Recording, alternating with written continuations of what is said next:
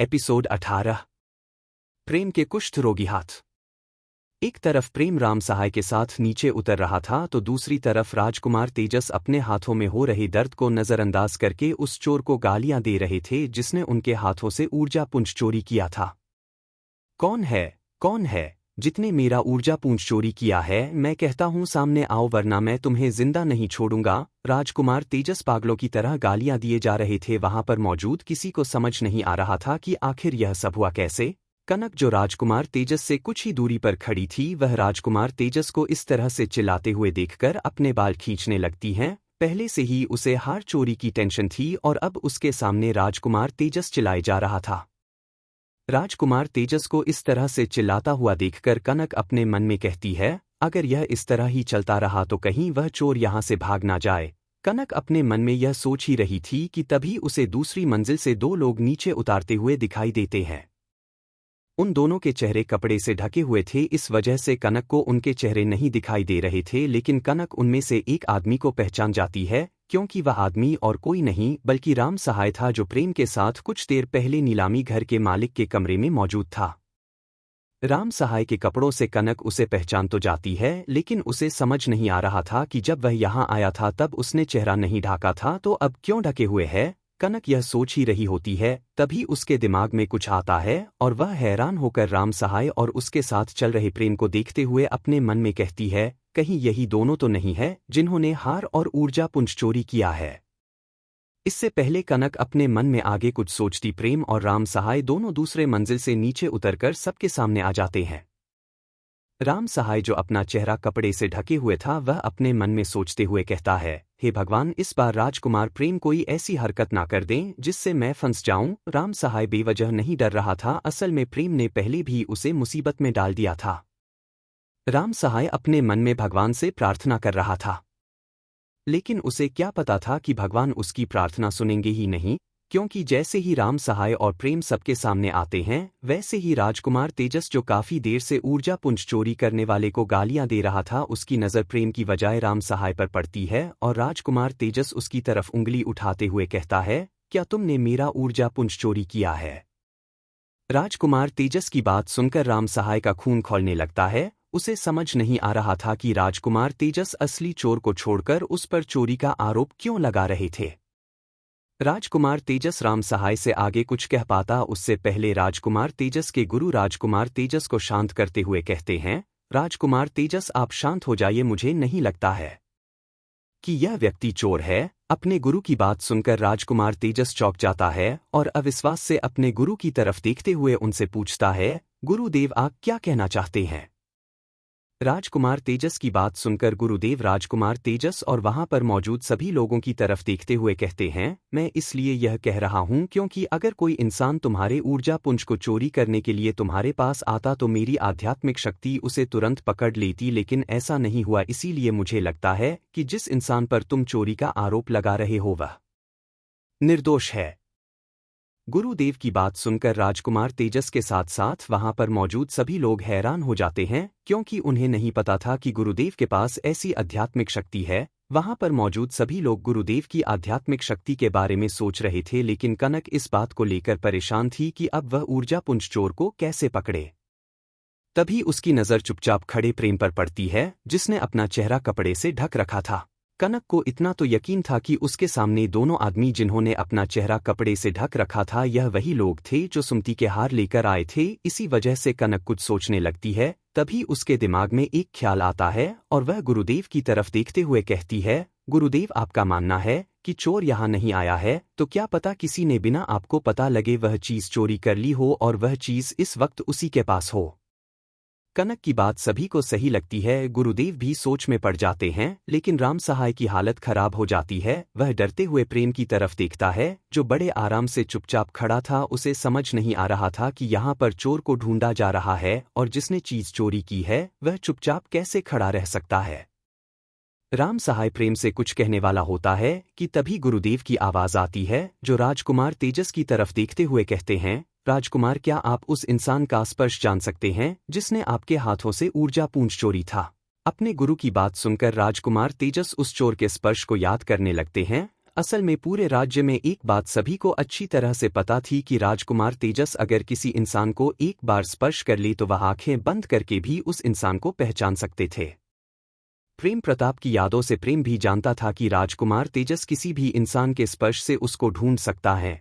प्रेम सोच में पड़ जाता है। प्रेम अपने मन में सोचते हुए कहता है, अगर इस तेजस ने मेरे हाथ छूकर मुझे पहचान लिया तो मुसीबत हो जाएगी, मुझे कुछ करना चाहिए। इतना सोचकर प्रेम राजकुमार तेजस की तरफ देखता है, फिर कुछ सोचकर अपने दोनों हाथ अपनी पीठ के पीछे ले जाकर कुछ करने लगता है। राजकुमार तेजस अपने गुरु की बात सुनकर कुछ सोचने के बाद कहता है, हाँ गुरुदेव, मैं उस इंसान का स्पर्श अच्छे से जानता हूँ। उसने भले ही मेरे हाथों से ऊर्जा पुंज छीन लिया था, लेकिन उसका स्पर्श मुझे भली भांति पता है। राजकुमार तेजस की बात सुनकर गुरुदेव मुस्कुराते हुए कहते हैं, तो ठीक है, यहाँ पर मौजूद सभी लोगों के हाथों को स्पर्श करके पता करो कि वह चोर कौन है। गुरु का आदेश मिलते ही राजकुमार तेजस तुरंत अपने काम पर लग जाता है। सबसे पहले राजकुमार तेजस उस नीलामी घर में मौजूद काम करवाने वाले लोगों के हाथों को छूने लगता है, लेकिन उन लोगों में से भी कोई नहीं होता है। उसके बाद राजकुमार तेजस कनक के हाथों को छूते हैं, लेकिन कनक के हाथों का स्पर्श भी उस चोर की तरह नहीं लगता है। इसके बाद राजकुमार तेजस उस आदमी की तरफ घूर कर देखता है जिस पर उसे सबसे ज्यादा शक था। राजकुमार तेजस राम सहाय के पास आकर कहता है, अपने दोनों हाथ लाओ। राम सहाय बिना हिचक के अपने दोनों हाथ राजकुमार तेजस के सामने कर देता है, क्योंकि उसे पूरा यकीन था कि उसने ऊर्जा पुंज चोरी नहीं किया है तो उसके हाथों को भी नहीं पहचाना जाएगा, और ऐसा ही होता है। क्योंकि कुछ ही देर बाद राजकुमार तेजस निराश होकर राम सहाय के हाथों को छोड़ते हुए कहता है, नहीं, यह भी वह इंसान नहीं है। इसके बाद राजकुमार तेजस की नज़र राम सहाय के साइड में खड़े प्रेम पर पड़ती है, जिसके चेहरे पर भी कपड़ा ढका हुआ था। राजकुमार तेजस प्रेम की तरफ देखते हुए कहता है, अपने दोनों हाथ आगे करो, मुझे तुम्हारे हाथों का स्पर्श देखना है। प्रेम अपने दोनों हाथ आगे कर देता है। राजकुमार तेजस जैसे ही प्रेम के हाथों को छूने के लिए अपने दोनों हाथ आगे बढ़ता है, वैसे ही राजकुमार तेजस के पीछे से गुरुदेव की आवाज आती है, अरे इसके हाथों को मत छुओ, देखो इसके हाथों पर क्या लगा है। अपने गुरु की बात सुनकर रामकुमार तेजस का ध्यान प्रेम के हाथों पर जाता है, जिसके हाथों पर हरे रंग का चिपचिपा सा पदार्थ लगा हुआ था। राजकुमार तेजस उस हरे चिपचिपे से पदार्थ को देखकर प्रेम से पूछता है, यह क्या है? जिसके जवाब में प्रेम धीमी आवाज में कहता है, राजकुमार, मुझे कुष्ठ रोग है, इसलिए मैंने अपने हाथों पर औषधि लगाई है। अगर आप फिर भी मुझे छूना चाहते हैं तो छू सकते हैं। इतना कहकर प्रेम अपने दोनों हाथ राजकुमार तेजस की तरफ बढ़ा देता है। राजकुमार तेजस तुरंत 2 कदम पीछे लेकर हट जाते हैं और अपना हाथ हिलाते हुए कहते, नहीं नहीं, मुझे तुम्हारे कुष्ठ रोगी हाथ नहीं छूने, तुम इन्हें अपने पास ही रखो। असल में प्रेम ने जो जड़ी बूटी ऊर्जा पुंज चोरी करने के समय इस्तेमाल की थी, वही जड़ी बूटियां को मसलकर अपने हाथों पर लगा लिया था, ताकि वह अपने हाथों को इस तरह दिखा सके जैसे उनके ऊपर कोई औषधि लगी हुई है, और वह स्पर्श करवाने से बच जाए। और प्रेम ने जैसा सोचा था वैसा ही हुआ। राजकुमार तेजस को मना करते हुए देखकर प्रेम के चेहरे पर मुस्कान आ जाती है। क्योंकि प्रेम का चेहरा ढका हुआ था, इसीलिए प्रेम की वह मुस्कान कोई नहीं देख पाता है, लेकिन प्रेम के साथ खड़ा राम सहाय समझ जाता है कि प्रेम अपने मन ही मन में मुस्कुरा रहा है। उसे एक बात समझ नहीं आ रही थी कि आज उसके राजकुमार को क्या हो गया है, क्योंकि इस वक्त राम सहाय के सामने जो राजकुमार खड़ा था वह पिछले वाले राजकुमार से बिल्कुल अलग था। यह तेज, शातिर और चालबाज था, जिसकी चालाकी का सामना शायद कोई भी ना कर पाए। एक तरफ राजकुमार तेजस प्रेम के कुष्ठ रोगी हाथों को छूने से मना कर देता है, तो दूसरी तरफ राम सहाय प्रेम के बदले व्यवहार को देखकर उसके बारे में सोच रहा था। तो तीसरी तरफ कनक प्रेम की इस चालाकी को देखकर हैरान हो जाती है। उसे अच्छे से याद था, जब वह हार की जांच करने के लिए नीलामी घर के मालिक के कमरे में गई थी तब प्रेम के हाथ बिल्कुल सही थे, लेकिन अब अचानक से उसके हाथ कुष्ठ रोगी में कैसे बदल गए। उसका पहला मौका तो चला गया था। इसी वजह से कनक सोचने लगती है, अब वह अपने सामने खड़े दोनों लोगों की छानबीन कैसे करवाए। तभी उसे एक ख्याल आता है और वह गुरुदेव से तुरंत कहती है, गुरुदेव, क्या पता उस चोर ने उस ऊर्जा पुंज को अपने पास में छुपा रखा हो। अगर ऐसा हुआ तो हम लोग राजकुमार तेजस के स्पर्श करवाने से भी हम उस चोर को कभी नहीं पकड़ पाएंगे।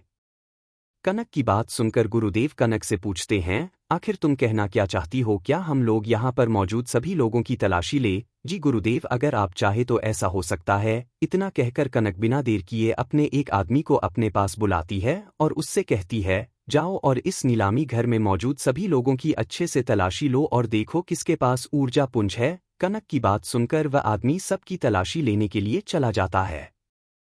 इधर चुपचाप खड़ा प्रेम कनक की इस हरकत को देखकर चिढ़ जाता है। वह समझ जाता है कि कनक जानबूझकर उसकी मुश्किलों को बढ़ा रही थी, लेकिन इससे पहले प्रेम आगे कुछ सोचता उसे अपने सीने में दर्द होता हुआ महसूस होता है। उसे ऐसा लग रहा था कि कोई चीज़ उसके सीने के अंदर घुसती जा रही है। प्रेम तुरंत पीछे मुड़कर अपने कपड़ों के अंदर झांककर देखने लगता है। प्रेम को दिखाई देता है कि जो ऊर्जा पुंज उसने अपने कपड़ों में छिपाया था वह न जाने कैसे उसकी छाती के पास पहुंच गया था और अब उसकी छाती के अंदर घुसता जा रहा था। प्रेम उस ऊर्जा पुंज को अपने सीने से बाहर निकालने के लिए अपना हाथ आगे बढ़ता है, लेकिन इससे पहले प्रेम का हाथ अपने सीने तक पहुंचता ऊर्जा पुंज बिजली की रफ्तार से तुरंत प्रेम के अंदर घुस जाता है। प्रेम को लगा था कि इस ऊर्जा पुंज के अंदर जाते ही उसके शरीर के सातों चक्र जागृत हो जाएंगे, लेकिन ऐसा कुछ भी नहीं हुआ था। बस उसे अपने सीने के अंदर दर्द होता हुआ महसूस हो रहा था। उसे कुछ समझ नहीं आ रहा था कि इस ऊर्जा पुंज ने उसके आध्यात्मिक चक्र को क्यों नहीं जागृत किया। प्रेम इसी उलझन में था कि तभी जो आदमी लोगों की तलाशी ले रहा था वह प्रेम के पास आकर उसके कंधे पर हाथ रखते हुए कहता है, सुनिए, मुझे आपकी तलाशी लेनी है। अब जब ऊर्जा पुंज उसके सीने के अंदर पहले ही जा चुका था तो प्रेम को तलाशी देने में कोई दिक्कत नहीं थी, इसलिए प्रेम बिना किसी परेशानी के पीछे मुड़कर खड़ा हो जाता है और अपने हाथ ऊपर करके तलाशी लेने देता है। कुछ देर बाद जो इंसान तलाशी ले रहा था वह वापस आकर कनक से कहता है, मैंने अच्छे से सबकी तलाशी ले ली है, लेकिन मुझे वह ऊर्जा पूंजी कहीं नहीं मिला। आदमी की बात सुनकर कनक अविश्वास से प्रेम और राम सहाय की तरफ देखने लगती है।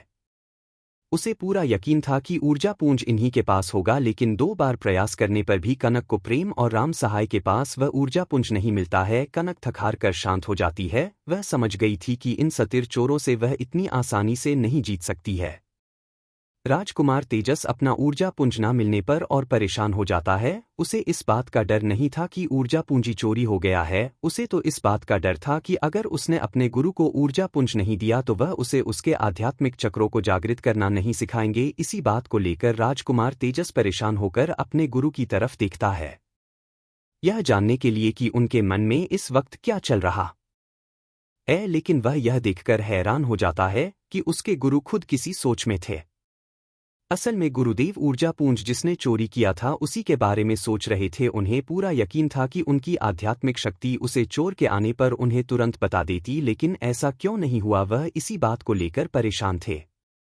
प्रेम जो चुपचाप खड़े होकर अभी तक यह सब देख रहा था वह राम सहाय की तरफ देखते हुए कहता है, चलो यहाँ पर बेकार में लोग हमें परेशान कर रहे हैं। इतना कहकर वह नीलामी घर के मालिक के कमरे की तरफ जाने लगता है।